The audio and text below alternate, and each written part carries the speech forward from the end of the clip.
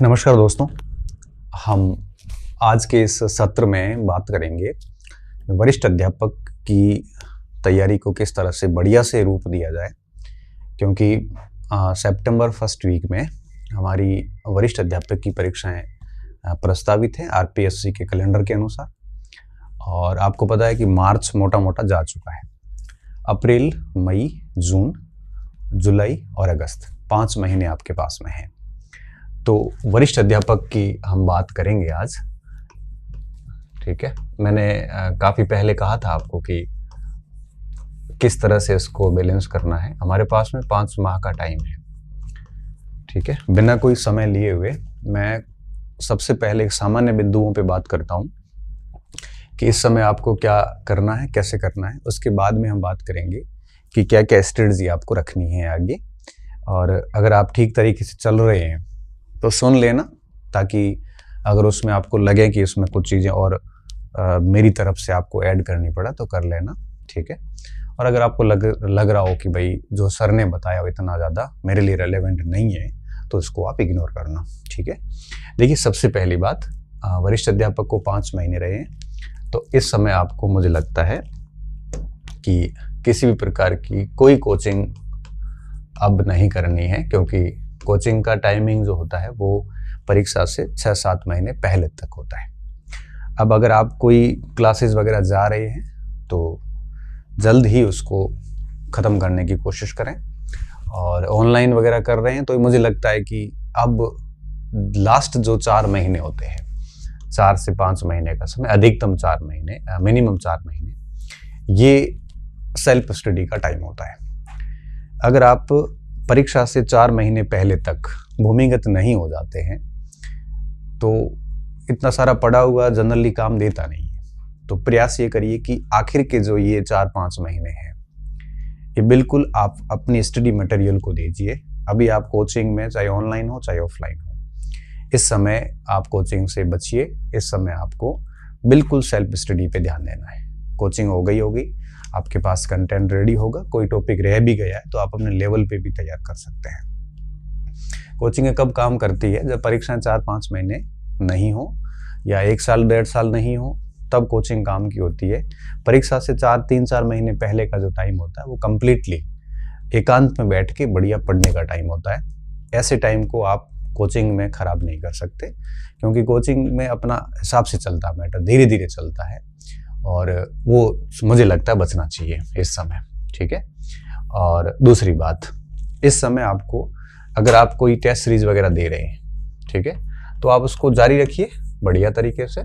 लेकिन इसमें भी मेरी एक सलाह है आपको। सलाह क्या है?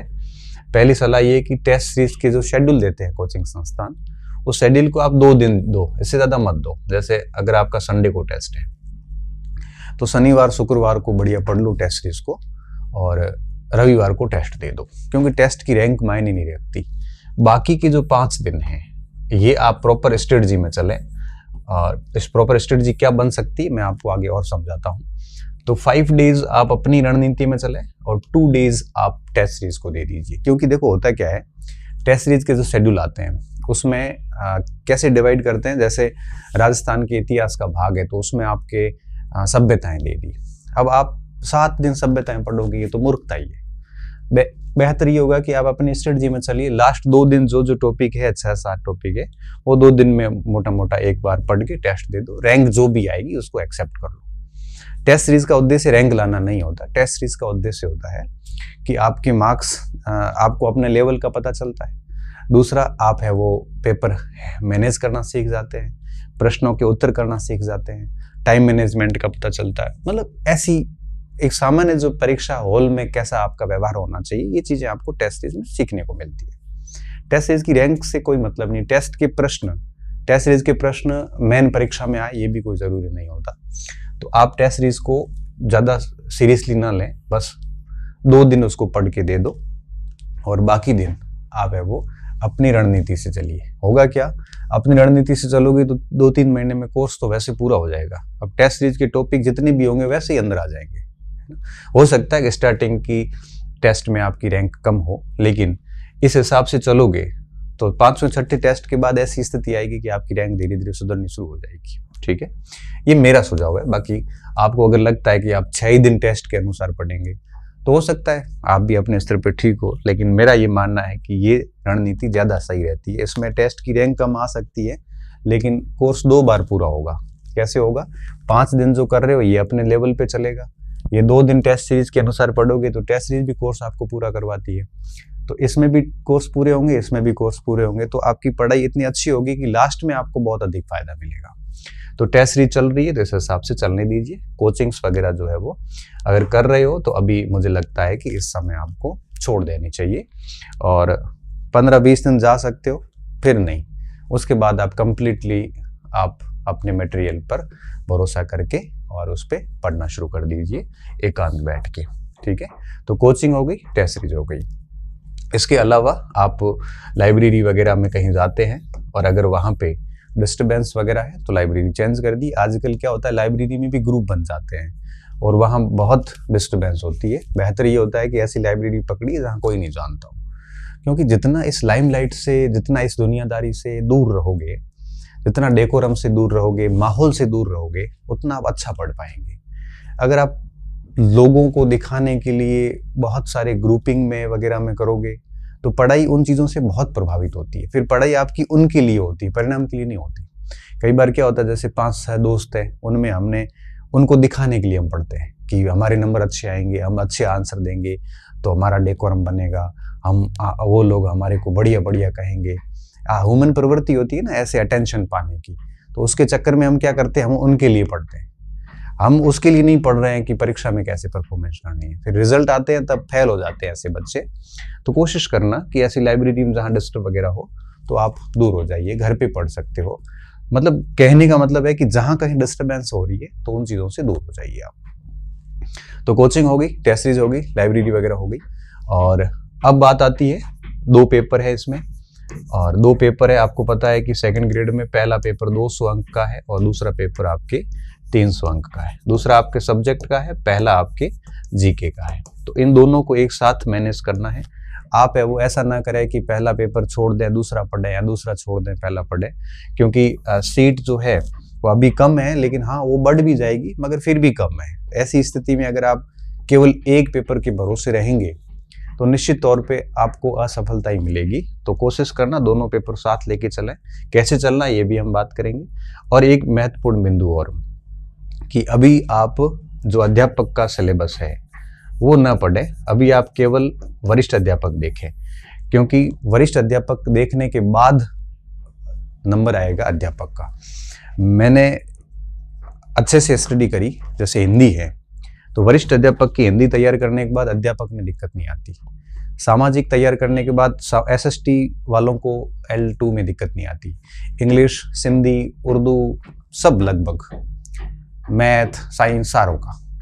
तो आप अगर वरिष्ठ अध्यापक की तैयारी कर रहे हैं तो आप वरिष्ठ अध्यापक की करिए। अभी आप अध्यापक को टाइम ना दें बीच में। अध्यापक को टाइम आप कब दें, जब इनकी परीक्षाएं हो जाती है, इसके बाद में भी आपको 4 महीने का बढ़िया समय मिलेगा, उसमें आप अध्यापक कर सकते हो। मैंने एक PDF बनाई है जिसमें वरिष्ठ अध्यापक और का सामाजिक का और L2 की सामाजिक में कौन से टॉपिक डिफरेंस है, कौन से अलग, इस पर मैं एनालिटिकल एक वीडियो और बना दूंगा आगे। इस तरह से आप भी बना लेना, मैथ वाले बना लो, हिंदी के बना लो बच्चे, और जो जो टॉपिक अलग है वो आपको बाद में पढ़ने पड़ेंगे SST के लिए या L2 के लिए, तो ज़्यादा उसमें माथापड़ी नहीं है। तो आप अभी अध्यापक ना करें, L2 सेकेंड ग्रेड खत्म होने के बाद आप L2 का देखना शुरू करें। अभी आप फर्स्ट ग्रेड में माथापड़ी ना करें। अच्छा, वरिष्ठ अध्यापक पे वही बच्चे काम करें जो करते आ रहे हैं पिछले 6 महीने से, 7 महीने से, 1 साल से। अभी आप वरिष्ठ अध्यापक को लेके बैठोगे तो कुछ हासिल नहीं होना है, समय खराब करना है। अगर आप वरिष्ठ अध्यापक पिछले 5-6 महीने से करते आ रहे हैं तभी आप इसको कंटिन्यू करें, नहीं तो फायदा नहीं है। इससे बेहतर है कि आप जिसकी कर रहे हैं उसी की करते रहें। जैसे मान लो कोई बच्चा है जो अध्यापक की कर रहा था, 3rd ग्रेड की कर रहा था, और अभी क्या मैं अभी 2nd ग्रेड की शुरू कर देता हूँ, तो कोई बहुत अधिक फायदा होने वाला नहीं है। हाँ, उस बच्चे को हो सकता है जो बहुत सीरियस कैंडिडेट है। हाँ, सीरियस कैंडिडेट होता तो वो पहले से 2nd ग्रेड की करता, ठीक है। तो अभी ध्यान ये रखना है कि जो वरिष्ठ अध्यापक की कर रहे हैं बच्चे, वो वरिष्ठ अध्यापक की करते रहे। जिसने वरिष्ठ अध्यापक की अभी तक की नहीं है, सोच रहा है, तो मुझे लगता है कि नहीं करें। अध्यापक की कर रहा है अध्यापक की चलने दे, व्याख्याता की कर रहा है तो व्याख्याता की करने के बाद आप अध्यापक पे लग जाए, जैसा भी मैंने इससे पहले एक वीडियो बना के कहा था, तीनों को एक साथ कैसे मैनेज करें उस हिसाब से।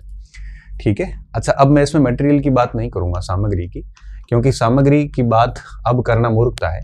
मूर्खता कैसे है? 5 महीने रहे परीक्षा को, तो अभी मैं सामग्री बताऊंगा तो आप फिर कंफ्यूज होंगे। बेहतर यह है कि आपने जो सामग्री पढ़ी है उसी को पढ़ें, नई सामग्री लाने की आवश्यकता नहीं है। और हर पार्ट के लिए एक एक सामग्री रखें, बहुत अधिक सामग्री ना रखें, जो भी है आपके पास उस पर भरोसा कीजिए। ठीक है ना। तो अभी मैं सामग्री की बात बिल्कुल नहीं करूंगा, क्योंकि वो आपके पास ऑलरेडी है, और अभी तो 5 महीने रहे हैं, इससे पहले आपने पढ़ाई है तो सामग्री आपके पास तो है। बस ध्यान रखना कि अब जो पढ़ा है वही पढ़ना है, उसी सामग्री को पढ़ना है, नई सामग्री पे आपको ज़्यादा अपनी एनर्जी खराब नहीं करना है। ठीक है, ये बातें तो होगी बेसिक बातें। और अब बात आती है कि फर्स्ट पेपर और सेकंड पेपर को एक साथ कैसे मैनेज करें। ठीक है, तो मैं आपको बता देता हूँ। जैसे ये फर्स्ट पेपर, ठीक है, और ये सेकंड पेपर।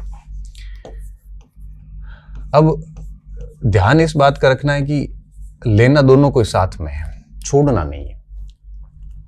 अब सेकंड पेपर के साथ क्या दिक्कत है यहाँ पे कि किसी के गणित होगा, ठीक है, किसी के हिंदी होगा, किसी के अंग्रेजी होगा, किसी के आपके एसएसटी होगा, किसी के साइंस होगा, सभी के अलग अलग मैटर है यहाँ पे, तो सभी की समान रणनीति हो नहीं सकती।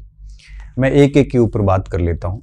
जैसे गणित है, तो आपका गणित कैसा है इस पे भी डिपेंड करता है। अगर आपका गणित बहुत अच्छा है तो आप पुराने पेपर के एनालिसिस करके डेली कम से कम 5-6 घंटे आप गणित को दीजिए बढ़िया तरीके से। आप उसमें ग्रेजुएशन लेवल को भी दीजिए, थोड़ा बहुत पोस्ट ग्रेजुएशन के कंटेंट आते हैं उसको भी रटने की कोशिश करिए, क्योंकि गणित में पोस्ट ग्रेजुएशन का बच्चा कर नहीं पाता है कंटेंट को, तो कई बार वो प्रश्न फिक्स होते हैं, तो उस पर भी ध्यान दें। और 12वीं तक की किताबों का कंटेंट बहुत बढ़िया तैयार करें। ऐसे करके डेली आप 5-6 घंटे गणित को बढ़िया से दीजिए। अब ये आप सुबह भी दे सकते हो, शाम को भी दे सकते हो, मगर देना जरूर। हिंदी है तो हिंदी का जो पोर्शन है जिसमें आपका लिटरेचर पोर्शन हो, चाहे काव्य शास्त्र हो, चाहे ग्रामर हो, है ना, उसको भी आप डेली 4-5 घंटे अपने हिसाब से हिंदी को दीजिए, कम से कम 4-5 घंटे दीजिए। इस गलतफहमी में नहीं रहना है कि मुझे हिंदी पूरी आती है। इंग्लिश है तो इंग्लिश को भी इसी तरह से आपको 4-5 घंटे 6 घंटे, अंग्रेजी को भी आपका जो भी कंटेंट है वो सुबह शाम किसी भी समय एक टाइम ऐसा रखिए जिसमें आप पढ़ो। एक में बोर होते हो तो 2 ले लो, जैसे साहित्य पढ़ लिया, फिर काव्य शास्त्र देख लो, एक साथ 2-2 पोर्शन लेके चल सकते हो बढ़िया से, थोड़ा सा इंटरेस्टिंग भी होता है। एसएसटी है तो एसएसटी में आप क्या करना है, एसएसटी में आप 2 चीज़ें करो।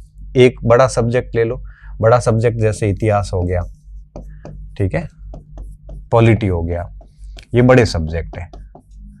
एक आपके जियोग्राफी हो गया, ये बड़े सब्जेक्ट में आते हैं।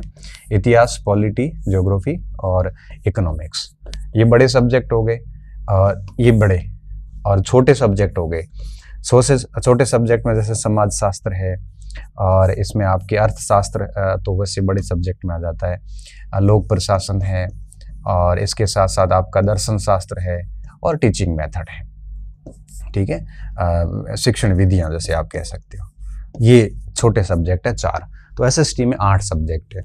एसएसटी के स्टूडेंट को क्या करना है, एक छोटा सब्जेक्ट रखिए और एक बड़ा सब्जेक्ट रखिए, 2 सब्जेक्ट एक साथ पढ़िए। जैसे मान लो मॉर्निंग में आप 5-6 घंटे पढ़ते हैं, तो जैसे आपने एक समाज शास्त्र ले लिया, ठीक है, 1-2 घंटे के लिए, तो इसके साथ में ज्योग्राफी ले लो, ठीक है। फिर जैसे इनमें से एक पूरा हुआ, समाज शास्त्र पूरा हुआ तो लोक प्रशासन ले लो, उसके साथ में जैसे इधर ज्योग्राफी पूरी हो गई है तो इकोनॉमिक्स ले लो, दर्शन शास्त्र हो गया। तो इस टाइप से एक बड़ा सब्जेक्ट रखिए, एक छोटा रखिए। अगर आप एक बड़ा सब्जेक्ट लेके बैठ गए तो वो सब्जेक्ट आपसे पूरा ही नहीं हो पाएगा, और एक में ही आप रह जाओगे, 7 पीछे रह जाएगी, आपका कॉन्फिडेंस डाउन हो जाएगा। 2 सब्जेक्ट एक साथ लेके चलोगे ना, तो होगा क्या, जैसे मान लो कि 2-2 सब्जेक्ट एक साथ लेके चले, 1 महीने में 2 हो गए, तो 4 महीने में एक बार तो कम से कम होंगे ही होंगे। और मेरा ये मानना है कि 5 महीने पड़े हमारे पास में, तो लास्ट में 1 बार और हो जाते हैं, तो 2 बार कोर्स बढ़िया हो जाएगा। कोशिश ये करनी है कि आप एक बड़ा सब्जेक्ट रखिए, एक छोटा सब्जेक्ट रखिए। एसएसटी के लिए ये दिक्कत आती है।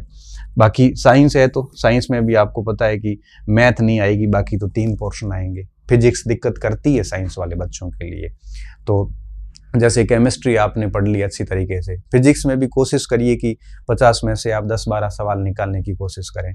कई बार बच्चों के 5-6 भी नहीं आ पाते फिजिक्स में, तो उसको भी थोड़ा थोड़ा पढ़ें। तो इस हिसाब से सेटलमेंट बनाएं कि सब्जेक्ट आप जो है वो कम से कम 5-6 घंटे को सब्जेक्ट को दें, क्योंकि 300 नंबर का बहुत इंपॉर्टेंट रोल रखता है।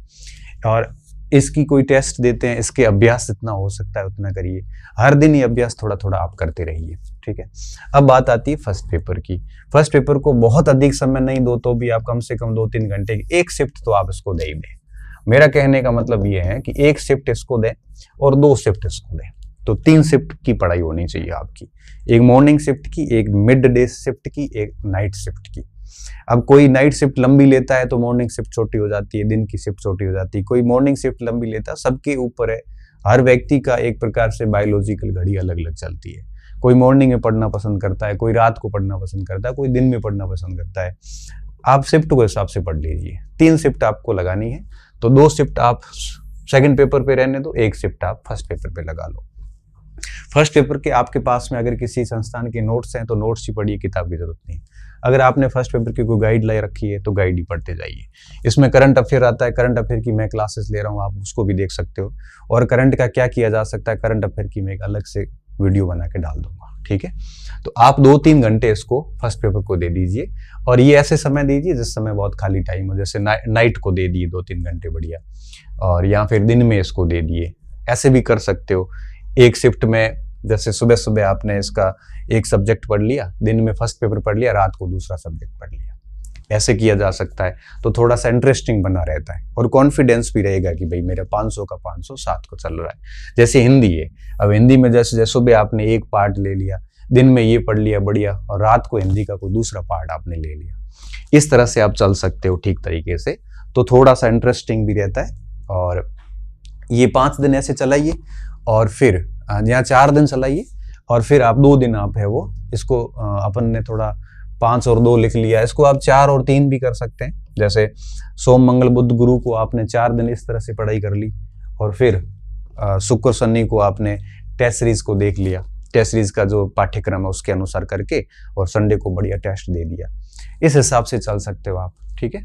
तो ऐसा मेरा मानना है। अगर इसी प्रकार से चलते हैं आप, और कोशिश करिए ऐसे चलते चलते कम से कम परीक्षा से 15 दिन पहले तक, जैसे किसी 7 सितंबर को मान लो परीक्षा है, तो 15 अगस्त तक एक बार सिलेबस 1 या 2 बार कर लो। आप कोशिश करिए 15 अगस्त तक, क्योंकि एक बार सिलेबस करने में 2 महीने तो कम से कम लगते हैं। तो एक बार सिलेबस कोशिश करिए कि मई लास्ट तक हो जाए, एक बार जून और जुलाई में हो जाए, ठीक है। और फिर तीसरी बार आप है वो परीक्षा से 15 दिन पहले मोटा मोटा सारे सब्जेक्ट को फास्ट गति से निकालिए। तो 2 से 3 बार कोर्स करोगे ना, तभी जाके 3 बार कोर्स करना मतलब ये हुआ कि आपकी सफलता के चांसेस बहुत बढ़ जाते हैं। तो ये कोशिश करोगे तो मुझे लगता है चीजें हो जाएगी। यही प्लानिंग बढ़िया प्लानिंग है, इसको आप मॉडिफाई कर सकते हो आपके लेवल के अनुसार। आप सोचोगे सर मेरा मैथ बहुत शानदार है, हिंदी बहुत अच्छी है, तो ठीक है आप इसको 1 शिफ्ट देके इसको 2 शिफ्ट दे दो, वो आपके ऊपर है। ये लेवल मुझे नहीं पता, सब बच्चों के लिए समान रणनीति नहीं हो सकती, सब बच्चों के लिए हम समान रूप से नहीं कह सकते। हाँ ठीक है, थोड़ा थोड़ा आप मेरी बात से सहमत हो सकते हैं, कुछ चीजें आपको लगती है कि ये मेरे अनुसार ठीक नहीं है, आप मेरी इस रणनीति को भी लागू करो ना, तो भी मॉडिफाइड करके करो, हूबहू लागू करने की भी जरूरत नहीं है। इस हिसाब से आप चलिए और प्रयास पूरा करिए कि 3 बार कोर्स हो जाए। अच्छा, हर एक चीज याद हो ये जरूरी नहीं है, बस कोशिश करिए कोर्स पढ़ लो 1-2 बार, क्योंकि 2-3 बार कोर्स पढ़ने के बाद हम प्रश्न को ऑप्शंस को एलिमिनेट करके आंसर निकालने की स्थिति में आ जाते हैं। और हर चीज बेटा किसी को याद नहीं होती है। अगर मैं कहूं कि मुझे 100% याद है तो मैं आपसे झूठ बोल रहा हूँ। हर चीज किसी को याद नहीं होती। आप परीक्षा में जाओगे ना तो आपको कहें कि आप केवल वही प्रश्न करिए जो आपको एग्जैक्टली आ रहे हैं, तो आप फेल होंगे और कट ऑफ से 40-50 नंबर नीचे रहेंगे, क्योंकि कोई व्यक्ति नहीं होता जिसको 2 एग्जैक्टली इतने प्रश्न आ रहे होते जितनी कट ऑफ रहती है। हर व्यक्ति रिस्क लेता है, हर व्यक्ति जो है वो कम से कम 20-30% प्रश्नों पे 2 विकल्प में फंसता है। क्यों? क्योंकि सारा किसी को याद नहीं होता। सारा तब याद होता जब 20-30 बार रिवीजन हो, और 20-30 बार रिवीजन करने के लिए 3-4 साल की तैयारी चाहिए होती, कम से कम मैं मानता हूं। इसलिए ऐसा होना पॉसिबल नहीं। कोई एक आधा होता है तो फिर वो टॉपर होता है, और सारे ऐसे नहीं होते, 2-4 ऐसे अपवाद हो सकते हैं। ठीक है। तो 3 बार कोशिश कीजिए कि आपका सिलेबस हो जाए। याद नहीं हो रहा है तो भी कोई बात नहीं, शस्त्र नहीं डालने हैं, बस लगे रहिए। और ये आपकी रणनीति हो गई, और इन बिंदुओं को मैंने बता दिया, इनका ध्यान रखिए। सफल होने के लिए मुझे लगता है इतना ही जरूरी है, बाकी बहुत अधिक ज्ञान देने की आवश्यकता नहीं है। आपने काफी दिनों से कहा था सर वरिष्ठ अध्यापक पे बात कीजिए, तो मैंने आज बात कर ली। अब मैं 2 वीडियोज और बनाऊंगा कि समसामयिकी का क्या उपाय हो सकता है, और दूसरा कि सामाजिक वरिष्ठ अध्यापक और एसएसटी का L2 का दोनों का एक साथ कैसे करना, एक तालिका बना के दोनों की तुलनात्मक रूप से, और उसका एक वीडियो और डाल दूंगा। ठीक है, बहुत बहुत धन्यवाद विद्यार्थियों, अच्छे रहिए, मस्त रहिए, बहुत बहुत शुभकामनाएं। ठीक से पढ़ाई करिए और एक अच्छा रिजल्ट सुनिश्चित करिए, ताकि आप भी आपकी तैयारी को अंतिम रूप दे सकें और आपकी तैयारी पे आप एक ठप्पा लगा सकें कि आपने वाकई में बढ़िया मेहनत की थी। मेरी शुभकामनाएं हमेशा आपके साथ रहेगी। मैं आपका समय खराब नहीं करना चाहता हूँ। मेरी काफ़ी व्यस्तता रहती है, फिर भी कोशिश रहती है कि समय समय पे आपको मार्गदर्शन देता रहूँ। ठीक है, पुनः धन्यवाद।